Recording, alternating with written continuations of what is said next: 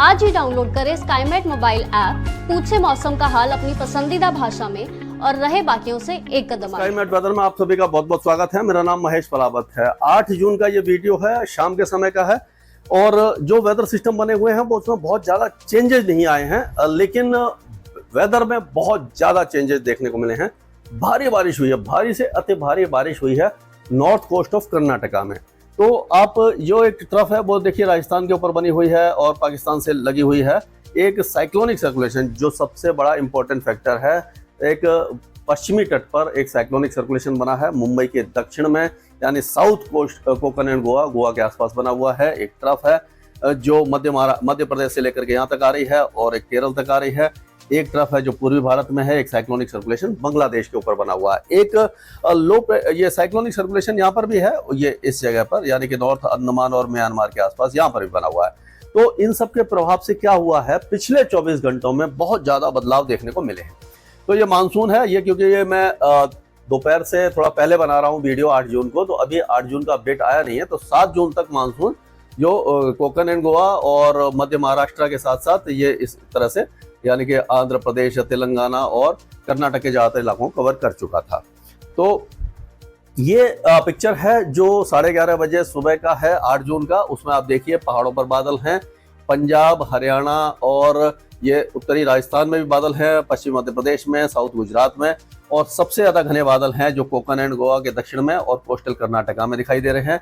और ये बंगाल की खाड़ी में भी और कुछ इलाकों में बादल दिखाई दे रहे हैं।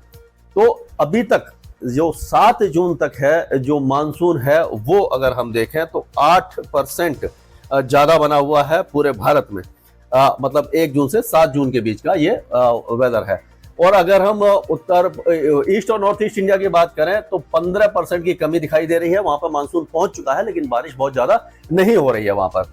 और नॉर्थ वेस्ट इंडिया में यानी उत्तर पश्चिम भारत में 22% की कमी है और सेंट्रल इंडिया में भी 20% की कमी है। सबसे ज्यादा बारिश साउथ पेनिनसुला में 78% का सरप्लस देखने को मिला है।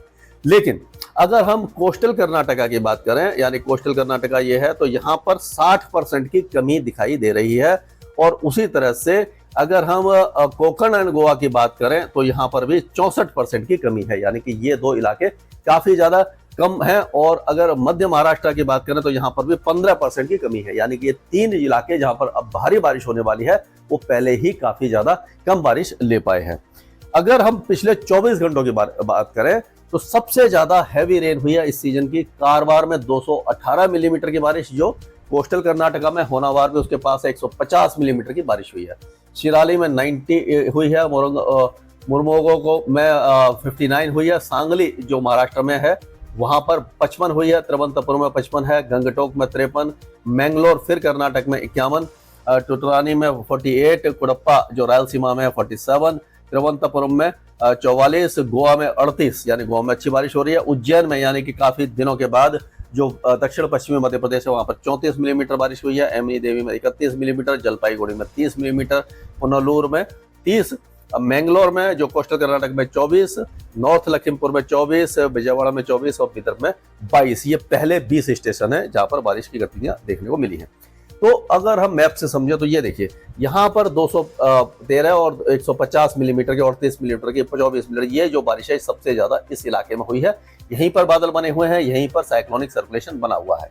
और आप देखिए ये जो रायलसीमा और तमिलनाडु और केरल में भी बारिश की गतिविधियां थोड़ी सी बढ़ी हैं और सिक्किम के आसपास और जो बाकी इलाके हैं यहाँ पर भी बारिश की गतिविधियां थोड़ी सी बढ़ने की संभावना दिखाई दे रही है, मतलब बढ़ी है इस इलाके में।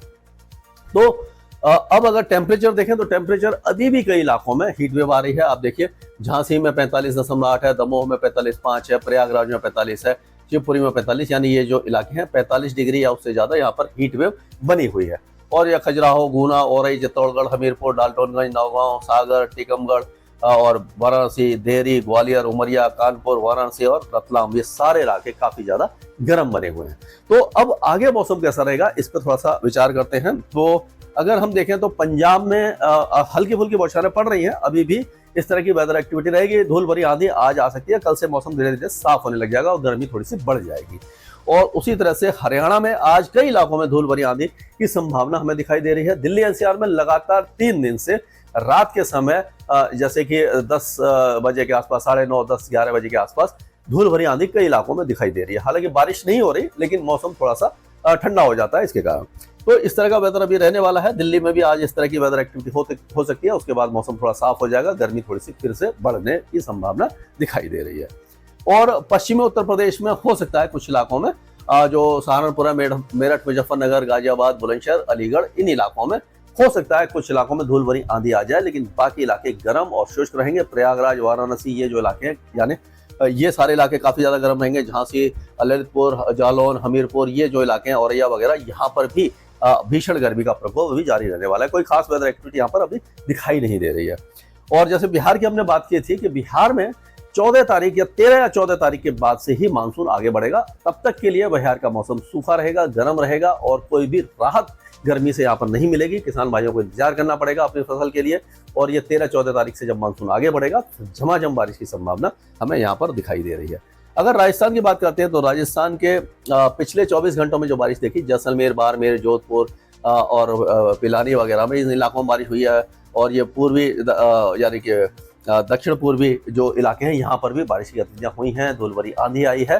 तो आज ऐसा लग रहा है कि पश्चिमी जो राजस्थान है, यहाँ पर अच्छी बारिश, मतलब अच्छी तो नहीं, कुछ इलाकों में बारिश रहेगी और धूल भरी आंधी रहेगी, तेज हवाएं चल सकती हैं। तो इस तरह का वेदर यहाँ पर अभी गंगानगर, हनुमानगढ़, चूरू, बीकानेर, जैसलमेर, जोधपुर, बाड़मेर, नागौर, यहाँ पर रह सकता है। और जो गर्मी है उससे कुछ राहत अभी मिलती रहेगी। इस तरह का मौसम अभी दिखाई दे रहा है। और ये सिस्टम देखिए, यहाँ पर जो साइक्लोनिक सर्कुलेशन एक बना हुआ है, एक यहाँ पर बना हुआ, उसका यह प्रभाव है।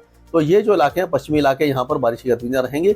और उसी तरह से अगर हम मध्य प्रदेश की बात करें तो मध्य प्रदेश के जो पश्चिमी जिले हैं, यहाँ पर अभी फिर से बारिश की गतिविधियां दिखाई दे रही हैं। खांडवा, खरगोन और इंदौर, भोपाल, देवास के आसपास और उज्जैन, रतलाम, ये जो इलाके हैं, यहाँ पर बारिश की गतिविधियां आज भी थोड़ी सी दिखाई दे रही हैं। और उसके बाद भी यहाँ पर फिर क्या होगा कि बैतूल, होशंगाबाद वगैरह और नरसिंहपुर वगैरह, ये जो इलाके हैं, यहाँ पर बारिश की गतिविधियां बढ़ जाएंगी। और अगर हम बात करें और आगे चलते हैं तो इसमें देखेंगे कि ये मध्य प्रदेश की बात हो गई। छत्तीसगढ़ की बात करें, छत्तीसगढ़ में अभी फिलहाल कोई खास वेदर एक्टिविटी में दिखाई नहीं दे रही। हल्की फुल्की बीजापुर, सुकमा, दांतेवाड़ा, बस्तर, नारायणपुर, कोडागांव, यहाँ पर हल्की फुल्की बौछारें दिखाई दे सकती हैं। बाकी इलाके गर्म रहेंगे, शुष्क रहेंगे, कोई मौसमी गतिविधि नहीं है। झारखंड में भी मौसम पूरी तरह साफ रहेगा, गर्म रहेगा, शुष्क रहेगा। 13-14 तारीख से यहाँ पर मानसून की आमद दिखाई दे रही है। और अब अगर उड़ीसा की बात करें तो उड़ीसा के भी दक्षिणी इलाकों में हल्की फुल्की बौछारें रह सकती है, कोस्टल एरिया में रह सकती हैं। लेकिन उत्तरी सुंदरगढ़ हो गया, जनसगुड़ा, संबलपुर, देवगढ़, मयूरभंज, केजोनगढ़ और बारागढ़, अंगोल, देखनाल, ये सारे इलाके गर्म रहेंगे, शुष्क रहेंगे और यहाँ पर गर्मी काफी ज्यादा रहने वाली है। और अगर हम गुजरात की बात करते हैं तो गुजरात में एक बार जो बारिश है, भरूच, सूरत, वलसाड, नवसारी, तापी, ये जो इलाके हैं, छोटा उदयपुर, बड़ौदा और भावनगर वगैरह में हल्की फुल्की बौछारें अगले 2 दिनों के दौरान देख सकती हैं। उसके बाद देखेंगे जैसे मानसून आगे बढ़ेगा 10-11 तारीख के आसपास, तो फिर यहाँ पर बारिश की गतिविधियां, मुंबई पे जब मानसून आ जाएगा तो यहाँ पर बारिश की गतिविधियां थोड़ी सी बढ़ सकती है। अब अगर हम महाराष्ट्र की बात करें तो सबसे ज्यादा इंपॉर्टेंट जो अभी इस समय वेदर होने वाला है वो गोवा में, सिंधुदुर्ग, कोल्हापुर, सांगली, सतारा, रत्नागिरी, सोलापुर, पुणे, रायगढ़, ये जो इलाके हैं, ये भारी से अति भारी बारिश देखेंगे। सबसे ज्यादा भारी बारिश सिंधुदुर्ग, कोल्हापुर, सांगली और रत्नागिरी में दिखाई देगी, सतारा में भी हो सकती है। ये जो इलाके हैं, यहाँ पर भारी से अति भारी बारिश की संभावना, रेड अलर्ट की सिचुएशन बनी हुई है अगले 2 दिनों के दौरान। और हो सकता है कि जल भराव और लोकल फ्लडिंग हो सकती है, लोगों को खतरा हो सकता है। तो एडमिनिस्ट्रेशन से हमारा अनुरोध है स्काईमेट की तरफ से कि थोड़ा सा इस बात में ध्यान रखें और पहले से ही सुरक्षा के इंतजाम कर लें, क्योंकि जो वेदर सिस्टम है काफी ज्यादा स्ट्रॉन्ग है। ये वेदर सिस्टम जब ऊपर की तरफ आएगा तो ये परभनी, लातूर, हिंगोली, जलना, संभाजीनगर और ये जो इलाके हैं, उस्मानाबाद, बीड, ये सारे इलाके बारिश देखेंगे। अब मुंबई, पालघर, ठाणे और नासिक में भी बारिश की गतिविधियां बढ़ जाएंगी। जलगांव, धुले में भी बारिश की गतिविधियां बढ़ सकती हैं। और मानसून अगले 24 से 48 घंटों के दौरान कभी भी मुंबई पर दस्तक दे देगा, पुणे को भी वो कवर कर जाएगा। तो ये काफी ज्यादा इंपॉर्टेंट अपडेट है। और उसी तरह से अमरावती, अकोला, वर्धा, नागपुर, चंद्रपुर, गोंडिया, यवतमाल, गढ़चिरौली, यहाँ पर हल्की फुल्की बौछारें, यानी कि जो खंड वर्षा है, लोकल एक्टिविटीज जैसी होती है, उस तरह की वेदर एक्टिविटी यहाँ पर अभी जारी रहने की संभावना हमें नजर आ रही है। गंगे पश्चिम बंगाल लगभग सूखा रहेगा, उप हिमालय पश्चिम बंगाल में अच्छी बारिश की संभावना है। और अभी जो लाइट टू मॉडरेट रेन कई इलाकों में अभी मेघालय और असम में रहेगी। नागालैंड, मणिपुर, मिजोरम और त्रिपुरा हल्की फुल्की बारिश की गतिविधियां लगातार अभी देखते रहेंगे। और अब चलते हैं कर्नाटक की तरफ। तो कर्नाटक में भी एक तरह से कहते हैं कि बहुत हैवी रेन की संभावना बेलगावी में है और धारवाड़ है आपका, कारवार, उत्तर कर्नाटका, दक्षिण कर्नाटका, शिमोगा, ये जो इलाके हैं यहाँ पर भारी से अति भारी बारिश की गतिविधियां आज रहेंगी, कल भी रह सकती हैं। अगले 2 दिनों के दौरान इस इलाके में सबसे ज्यादा हैवी रेनफॉल, रेड अलर्ट की सिचुएशन यहाँ पर दिखाई दे रही है। बाकी अगर उडुपी के अगर है, चिकमंगलुरु और दक्षिण कर्नाटका, यहाँ पर कोडागु वगैरह में मॉडरेट शावर्स रहेंगे। और जो बिदर है, कलबुर्गी है, यादगीर है, यहाँ पर बीजापुर वगैरह, यहाँ बगलकोट वगैरह में, कोप्पल, गडक, यहाँ पर भी मॉडरेट शावर्स हो सकते हैं। और जो बेंगलुरु, चिकमंगलुरु और उसके आसपास के इलाकों में बारिश की गतिविधियों में थोड़ी सी कमी आने की संभावना नजर आ रही है। अगर हम इसकी बात करें आपके तेलंगाना की, तो तेलंगाना में आप देखिए, तेलंगाना में बारिश की गतिविधियां काफी कम हो जाएंगी, लेकिन फिर भी जो ये जो इलाके हैं, जो कर्नाटका से लगे हुए इलाके हैं, जैसे कि आपका संगारेड्डी, मेंढक, विकाराबाद, हैदराबाद, नारायणपेट, महबूब नगर, इन इलाकों में अच्छी बारिश की संभावना है। बाकी इलाकों में लाइट रेन ही रहने की संभावना दिखाई दे रही है। कोस्टल आंध्र प्रदेश और बाकी इलाके जो हैं, जैसे कि विजयनगर, विशाखापट्टनम, विजयवाड़ा, ईस्ट गोदावरी, वेस्ट गोदावरी, गुंटूर, कृष्णा, यहाँ पर बारिश कम हो जाएगी, लेकिन अनंतपुर, कोडप्पा और कुर्नूल में लाइट टू मॉडरेट रेन रहने की संभावना हमें दिखाई दे रही है। तमिलनाडु के अंदरूनी भागों में लाइट टू मॉडरेट रेन रहेगी, कोस्टल एरिया में बहुत हल्की बारिश रहेगी। केरल में बारिश की गतिविधियां एक बार फिर बढ़ी है, मानसून सर्ज थोड़ा तेज हुई है, तो यहाँ पर मॉडरेट शावर्स और हैवी स्पेल हो सकते हैं। लक्षद्वीप में भी हल्की से मध्यम बारिश की संभावना है। और जो लो प्रेशर एरिया या साइक्लोनिक सर्कुलेशन नॉर्थ अंडमान और म्यांमार के पास है, उसके कारण उत्तरी जो द्वीप समूह है अंडमान और निकोबार के, वहां पर भी भारी बारिश की संभावना हमें नजर आ रही है। इसके आगे जो भी अपडेट होगा लगातार अपडेट देंगे स्काईमेट वेदर में। अभी के लिए मौसम से जुड़ी सटीक जानकारी और खबरों के लिए हमारे YouTube चैनल को सब्सक्राइब करें और बेल आइकन दबाकर हर खबर पर रखें नजर।